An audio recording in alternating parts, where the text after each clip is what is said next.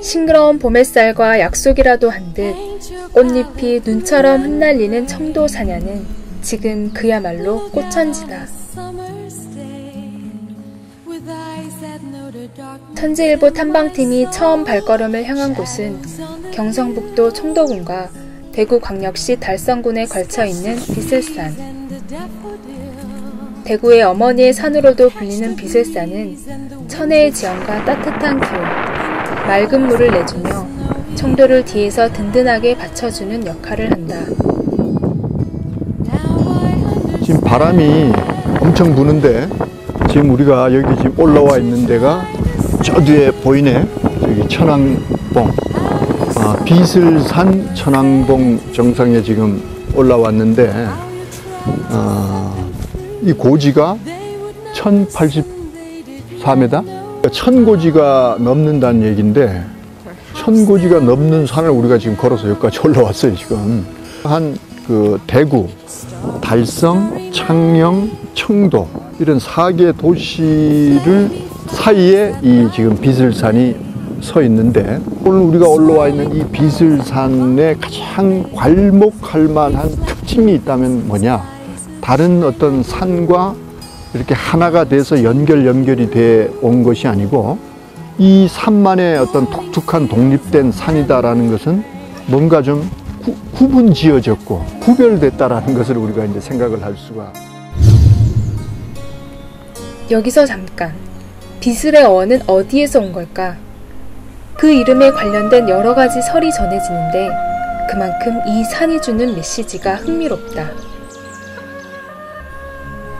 인도 스님들이 산의 형세를 보고 감탄하여 비슬이라 이름하였고, 이는 고대 인도의 신 비슈누의 범어 발음으로 덮는다는 의미를 가지고 있다. 또 우뚝하니 높이 솟아 주변을 품고 덮어주는 어머니와 같은 산이라 해서 소슬산, 수목에 덮여있는 산이라 하여 포산으로도 불린다. 낙동강을 젖줄 삼아 해발 1084m에 우뚝 솟아있는 신비의 명산, 비슬산이 품고 있는 이야기가 궁금하다.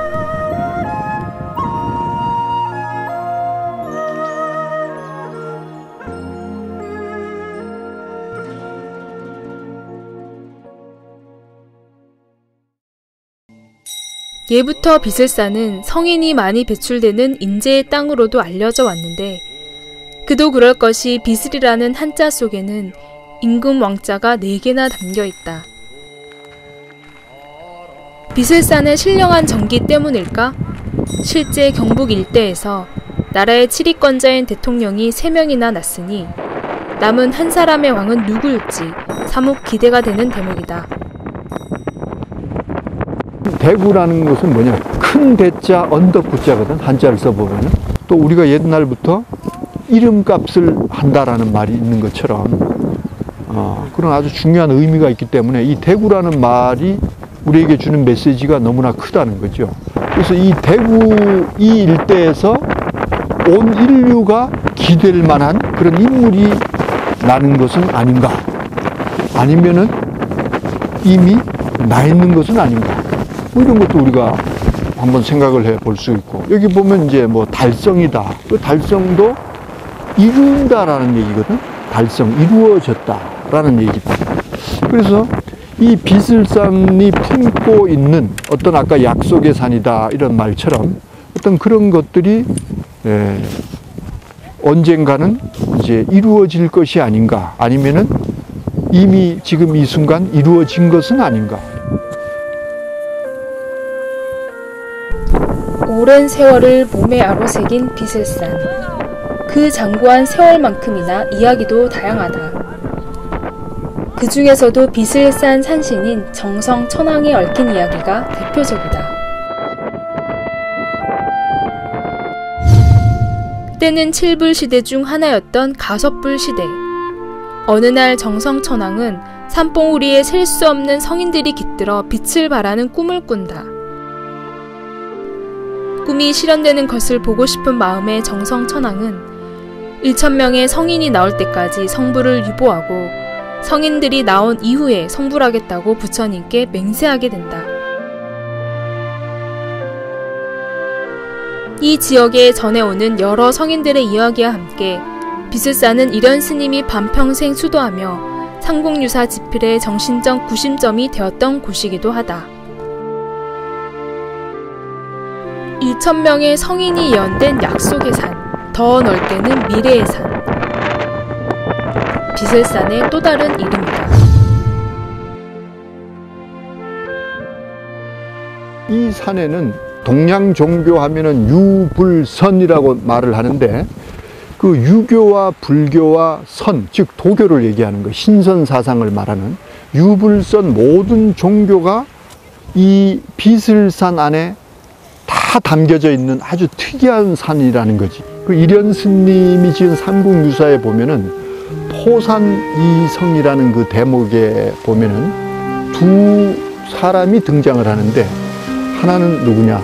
바로 도성이라고 하는 사람, 하나는 관기라고 하는 사람. 하늘에 도를 통달하고 하늘에 올라가기를 바랬던 그런 인물이에요. 그래서 이 비슬산에서 도를 닦는데 도통방이라고 하는 그 방이 굴 안에서 공부를 했고, 관기는 저 관기봉 기슭에 암혈을 하고 거기서 공부를 하고, 이 두 사람이 서로 왕래를 할 때는 바람이 나무를 눕혀서 그 나무를 타고 바람 소리와 함께 서로 오는 것을 느끼면은 마중을 나가서 맞이하고, 이러면서 서로 도성과 관기는 서로 이제 친밀한 가운데서 이 비슬산에서 공부를 하고, 먼저 도성이 먼저 도를 통달하고 하늘로 올라가 버리니까 지금 남아있는 것이 도성을 대신해서 그 도통방이라고 하는 그 방이가 도성을 대신해서 지금 남아있고,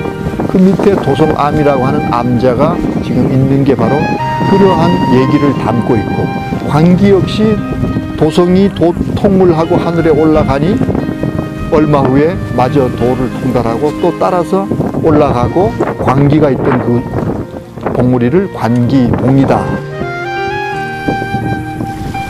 구름을 집삼고 달을 벗삼아 십리거리도 마다 않고 왕래한 두 노스님의 우정.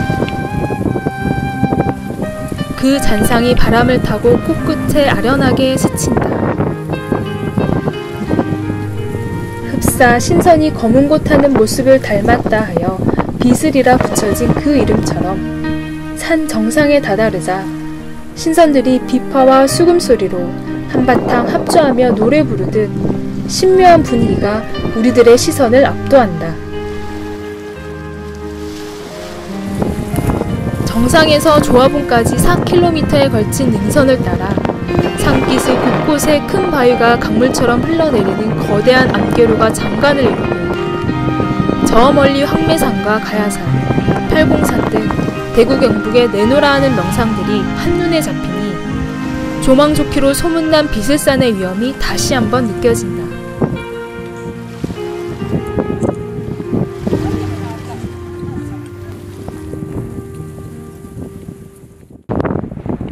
돌틈 사이로 수줍게 피어있는 참꽃. 명변의 약산 진달래꽃 못지않은 진분홍의 천상화원이 눈앞에 펼쳐진다.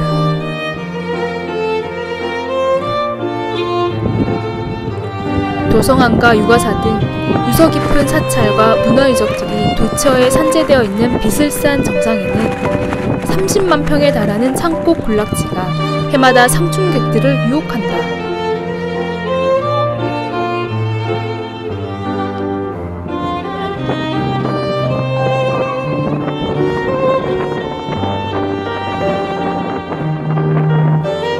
우리가 흔히 알고 있는 진달래, 즉 참꽃은 화려하지도 자기를 드러내지도 않는다.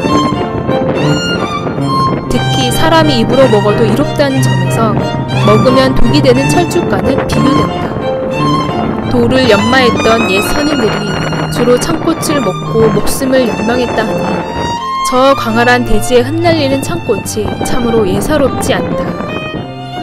우리 선조들은 이렇듯 늘 돌을 갈고 닦기를 힘썼으며 도통군자가 되기 위해 산으로 갔고, 산에서 돌을 닦아 도통군자가 되면 하늘로 올라가는 신전사상을 염원했다. 창꽃의 참이 진리를 의미하는 것처럼 진리의 도를 통달한 사람들의 노랫소리가 비슬산에서 울려 퍼지는 듯하다.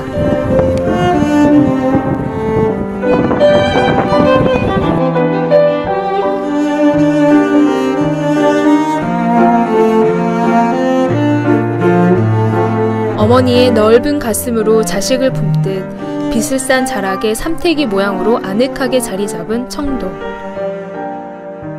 이 청도라는 지형을 또 가만히 보면은 병풍처럼 뒤에서 비슬산이 이렇게 받쳐주고 그 좌우로 해서 이 산이 또 이렇게 둘러쳐져 있어요.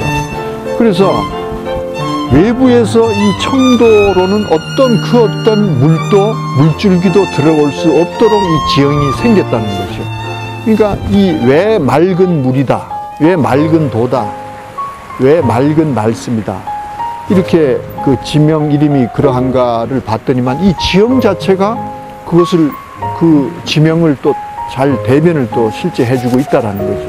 그래서 여기서는 생성된 물은 반드시 저쪽 그 밀양 쪽으로 가는 개천을 따라 내려가서 거기서 뭐를 만났느냐, 낙동강을 만나게 돼서 낙동강 지류를 따라서 남해로 이제 흘러 빠져나가는데, 그 김해 쪽이죠. 이제 그 김해 쪽에서부터 옛날에 바로 가야 문명이 시작이 돼서 오늘날 이 청도까지 그것이 이어져 와서 그 시절에는 이 청도를 이서국이라는 그런 이름을 이제 갖게 됐고, 이 이서라는 것은 그걸 풀이해 보면은 저 서쪽에 예루살렘이 있다면은 이 동쪽 동양의 예루살렘이다라는 어떤 그런 이름도 가지고 있는 이 청도의 옛 이름이다라는 거지.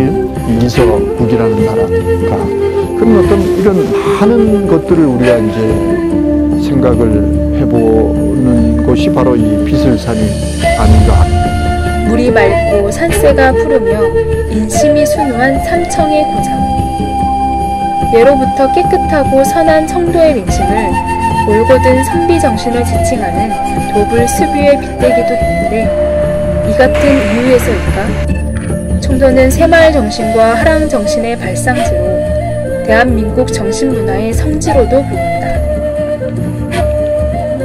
삼국을 통일시킨 원정력으로 평가받는 세소고개는 신라시대의 원광 박사가 화랑에게 내린 5가지 법으로 화랑도 정신의 중심 이념이 되는데, 이는 청도의 대표적인 사찰 운문사에서 발원하였다.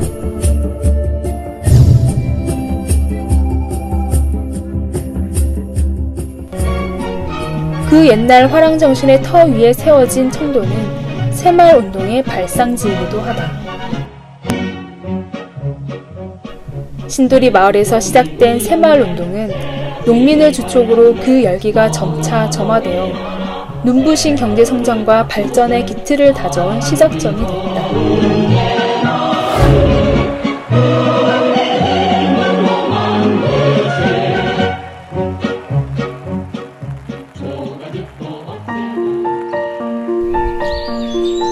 복숭아꽃, 살구꽃, 아기진달래라는 동요의 한 구절처럼 여기를 둘러봐도 저기를 둘러봐도 지천에 꽃대거를 이룬 과일나무가 풍성하고, 이서국과 가야 등 청도와 관련된 보물과도 같은 얘기거리가 속속 숨겨져 있는 정신문화의 보고이자 지상낙원을 닮은 청도.